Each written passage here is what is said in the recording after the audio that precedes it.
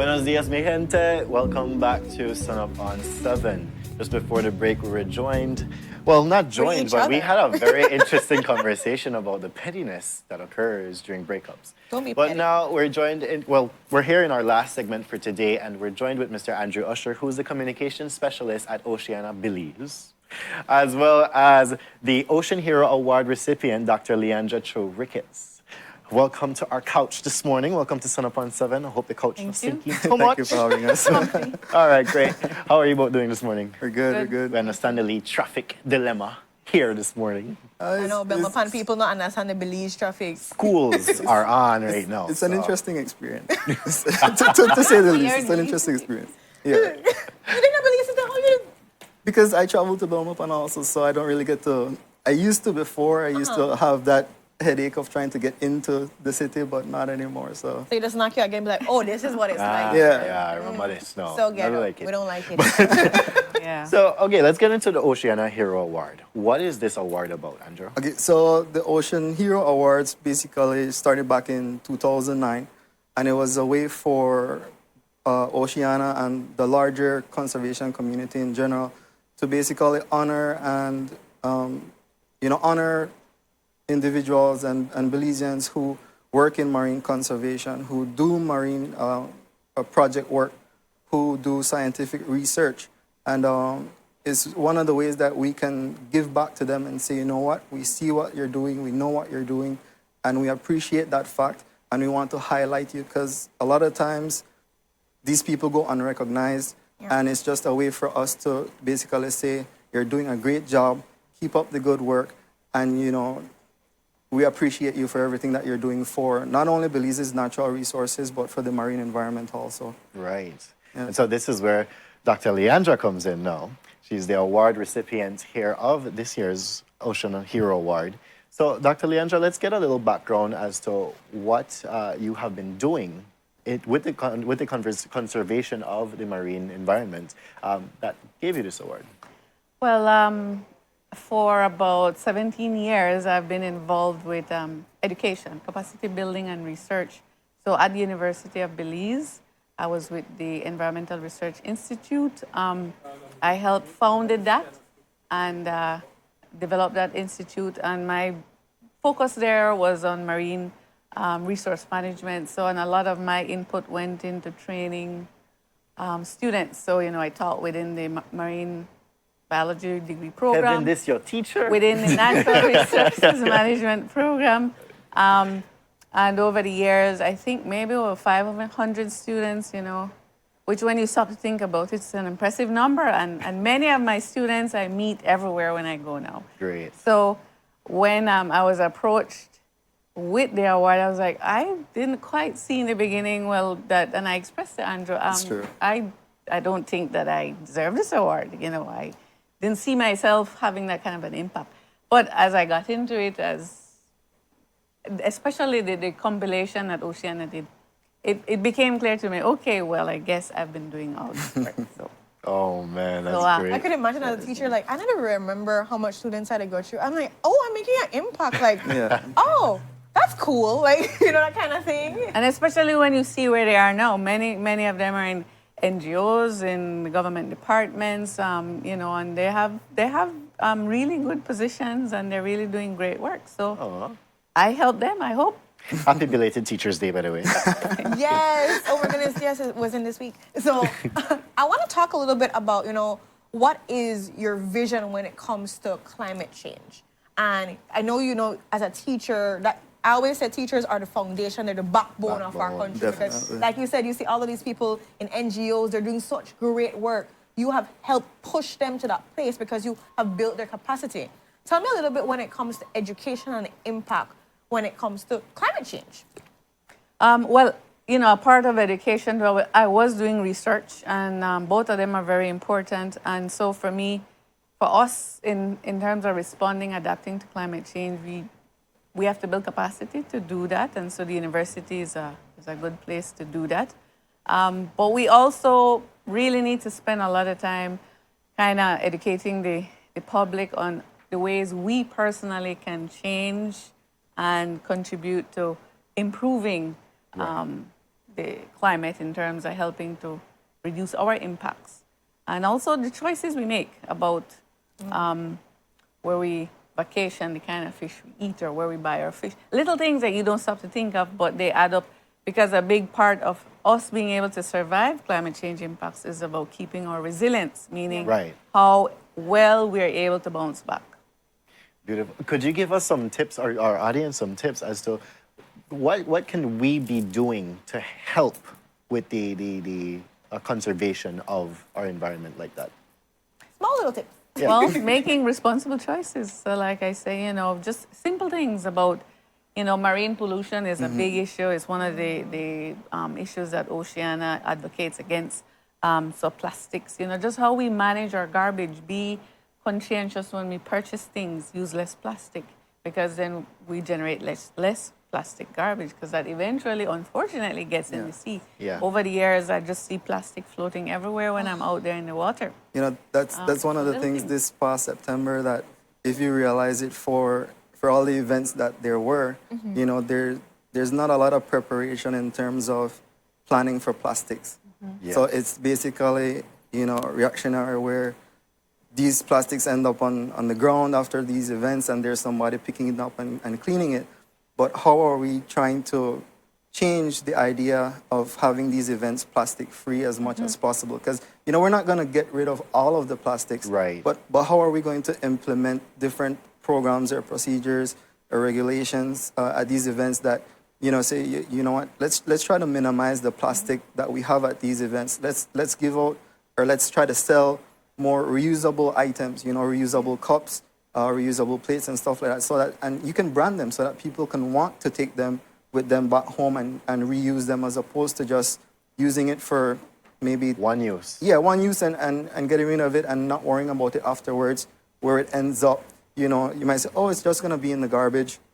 Garbage has to be taken to be processed, and then you don't know if it's actually being processed. You don't know if it's ending up in your environment, in the oceans, if it's being burnt. And all of these things are factors that also, affect climate change. So it's something that we really need to be considering. I'm going to give you one even better. That when it comes to COVID, right, and how everybody better wear masks, I don't know if you guys saw the amount of disposal masks into our oceans that make me just get shook. Because everybody is just like dashing and then like, yeah, we can wear the mask, but then how are we disposing of these things? Yeah. What are we doing? And even with that, I was I made my own mask, because again, for me, it was just generating all this garbage. So made my own masks and reused those. I mean, they say they're not as safe, but, I had to strike a balance. Right. True. Very true. And, it's something very alarming. You would walk the streets before COVID, you wouldn't dare to see a mask on the ground, but no, everywhere you look, there are masks. Yeah. And you look at the sea, there's the seaside, the coast, and they're littered with masks, and I'm like, what are we doing? That is something that it's very sad, because I know there's a large portion of the Belizean community that wants to be environmentally conscious and wants to show that they have civic pride. But at the same time, it takes one person to make that change. Yeah. You can't expect that the person coming behind you will make the change for you. You need to make the decision yourself and be like, you know what? I see trash on the ground, I'll pick it up. I don't care that it's not mine. I'll pick it up and I'll throw it away. Because when we do beach cleanups, and we do beach cleanups regularly across the country, a lot of the predominant plastics are plastic bottles, disposable plates. We found tires, engine oil, canisters. Oh, wow. A whole bunch of things. And it's something where, we don't expect too much, but at least have some pride in the area that you're in the environment that you're in, and be like, you know what, I'll throw it away. I know it's not mine, but I'll throw it away because it's the right thing to do. And I just thought about this. I mean, people who say, okay, I'm not picking up the garbage because it's not mine. Garbage does not have any name. But guess what? Climate change don't have no name neither. Who it aim to? It aim for all the way. Or, no, Brandon, there's the other thing, and I think Andrew was mentioning slightly, is just the people that say, well, we've hired people for this job. Yeah. So I don't need to worry about that. I can't stand when people say that, well, there's somebody that's getting paid to pick up this garbage, so it doesn't mind. These are the things, these are the wrong mentality, the toxic mentalities that we're having in today's day thinking that it doesn't matter because somebody else is going to deal with it. We can't just leave Oceana Belize to be always the one that are doing the cleanups. We can't do that. We have to think about it now and say we can't wait for somebody else to act. And I think that's super important. And when you look at the ocean heroes that we've had before, you know, the Manatee Man, Jamal Galvez, Will Mejia, Madison Edwards, Kevin Andrew and Chef Jenny, all of these people are proactively going out and making a difference for an environment, whether it's, you know, focusing on responsible fishing or sustainable fisheries, whether it's, you know, protecting manatees, protecting sea turtles, protecting the environment from plastic pollution. They're going above and beyond without anybody really telling them that they need to do it, just because they want to. And that's what we want from more Belizeans. These are the type of things that, you know, can make you become, in our eyes, an ocean hero, because we do have our nomination process every year where, you know, we say, who's someone you feel can you know, fill all of these categories. Yeah. And I believe Madison was probably one of the youngest ocean heroes that we've had. And it's something that you can start from a very young age, as long as you're out there and you're doing your best to make the environment and the marine areas a better place. Those are things that we appreciate, and we're willing to highlight it because, like I said, you might not see the benefits now, but other people are seeing it for you, and they're going to want to recognize you for it. So little drops in the bucket, guys. Yeah. And let's make sure those drops are clean. And so, Dr. Leandra, I want to ask you, we just received this award. What is next in your endeavor? What are you doubling your hands in at this present moment? Well, I actually, the award came at a very opportune time because I transitioned, well, not knowing it was happening, right? And I guess Oceana, you know, thanks to the Oceana team and the group that selected me with this honor, because I just transitioned out of the university and I'm now with the new fund. So, you know, the conservation fund that was established is called the Belize Fund for Sustainable Future. Right. And that fund is established essentially to invest the monies that came through, the payments coming through the Blue Bond, into marine conservation. Beautiful. So, you know, I'm pretty excited about that new journey now. Executive director. I love it. That's going, and in, you know, really making an impact now, being able to guide and direct funding to where we really need it. Yeah. Great. So things like biodiversity protection, sustainable fisheries, climate resilience, and very importantly, blue business innovation. Those are the four strategic areas these grants will go out to, because we realize conservation is a balance of conservation and development. We need these resources because we depend heavily on them, but we also need to ensure we have developed the mechanisms, we have systems in place to be able to continue earning the livelihoods from them, because many people depend on them, tourism, fisheries. So, yeah, I'm pretty excited about getting that journey going. So tell me, how can, you know, people connect with you, especially like, you know, young people out there that have all the big ideas, or not just young people, seasoned people out there that have been around the block a couple times and they know what the block needs. And so is there a way that they can be able to connect and, you know, talk to the director, executive director, and say, you know, I've had these ideas or so forth? Is that possible? Well, we're preparing and getting ourselves ready to have the launch of the Grants Awards program. So certainly, you know, I'll be on the media more, I'm sure, when it comes to orienting people on that. And we're looking to early next year to start putting out calls for grants. That's the plan. So yes, there'll be more, and I'll certainly be sharing. We'll be sharing with the media on those opportunities, and like I said, reaching out to you more as we get closer to operational. So we have a new local here at the Sun Up 7 Studios. I love it. And Andrew, how can one be a part of Oceana and, you know, giving back good work to the Marines? So I just wanted to include first, because I didn't want to forget it. We also want to acknowledge Dr. Rachel Graham from Mar Alliance too, because she was the another winner of the Ocean Hero Awards this year. Who she couldn't be with us, but you know, it's one of those things where she's always on the move, always going out and attending different conferences. I believe she has a conference next week to cover sharks. But it's something that her marine research and studies has helped greatly in terms of our local economy and the marine systems that we have, just because she's been giving back to conservation for so long. And give too much shush about her because we're actually going to be having her on too Yeah, as well, yeah, right? yeah. So we'll take her from that you know, segment. Yeah. So it's later this month. I believe it's the 22nd of October.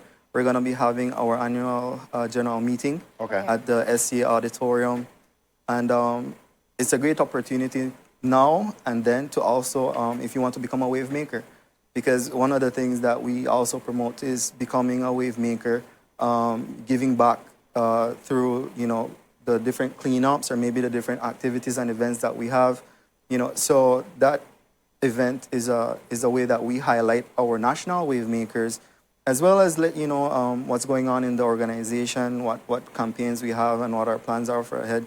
So yeah, it's one of those things where if you're interested in becoming a wave maker, you can always reach out to us through our social media pages, whether it's Facebook or Instagram, even Twitter, or you could send us a direct email. You can send it to belize@oceana.org, or you can always just reach out to the page and we'll give you the email addresses of our field reps and their contact numbers if you're interested.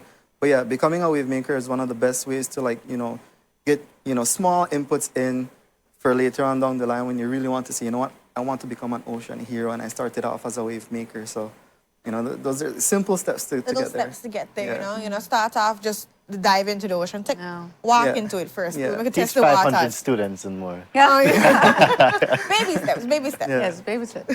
Well, thank you so much, Dr. Yes, Leandra, for thank you being so here. much. Thank For you, having us. Andrew. Thank It's you been too. a really interesting conversation. Because we kind of reel up with the public, and I love when we reel up on leaving. Just because we have to give people reality checks of Yes. how Yeah. they need to do a little bit more and stop relying on others. So it's really important. And congratulations again on your Yes, award. Very much congratulations. needed, and in the right track. And I like to say how you said, it's like right after you were leaving UB, like it came out perfect. It's like, this is your award for all the great work. Now let's do the next thing.